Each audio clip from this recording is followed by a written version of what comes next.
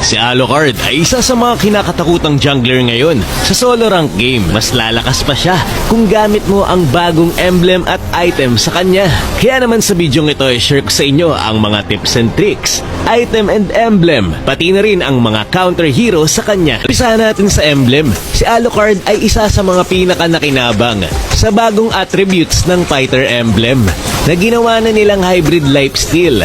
Ibig sabihin, lahat ng skill at basic attack ni Alucard ay magbabalik na ng buhay niya. Sabi nga ni Yusuke, early game pa lang ay papalag na. Nag-experiment nga kami dito, fighter emblem versus assassin emblem. Pares lang kami ng item. Pero makikita nyo dito ang malaking diferensya kapag ikaw ay naka-fighter emblem. Mas lamang ka sa sabayan. Tapos maganda rin kung magbibuild ka ng rose gold. Maganda kasing i-partner yung rose gold kapag ikaw ay naka-fighter emblem. Kapag mas mataas kasi ang lifesteal mo, mas malaki ang makukuha mo na hybrid death.